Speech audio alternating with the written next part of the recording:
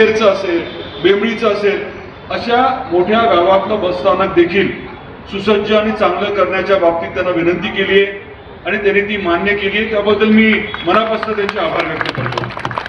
आताच काही सहकार्यांनी आपल्या या बसस्थानकाला छत्रपती संभाजीराजांचं शिवाजी महाराज नाव जे आहे ते देण्याच्या बाबतीमध्ये विनंती केली होती. शेजारीच दोन्ही आपल्या दैवतांचे पुतळे आहेत आणि ते नाव देण्याच्या बाबतीमध्ये मंत्री महोदय आपल्याला बोलतीलच. पण महत्वाचा मुद्दा काय आहे की महायुती सरकार आल्यापासून आपल्या जिल्ह्याचा आपण कायापालट करतोय. आपल्या या तुळजापूर नगरीमध्ये जवळजवळ 2000 कोटीची विकास कामं होत आहेत.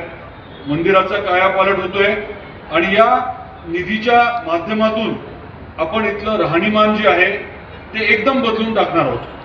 आपल्या गावातल्या प्रत्येक व्यक्तीचं जे काही दरडोई उत्पन्न आहे ते किमान दुप्पट करण्यावरती आपला भर आहे पुढच्या 5 वर्षामध्ये. इथे जमिनीच्या किमती किती वाढल्या तुम्हालाही माहिती आहे.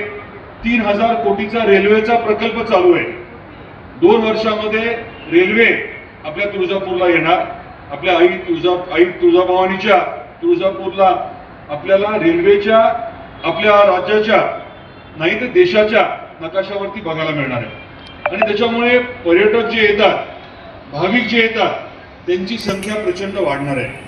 मग उद्या नळदुर्गला जाणारे, तेरला जाणारे मोठ्या प्रमाणामध्ये भाविक इथे आल्यानंतर तिथे जाणार आहेत.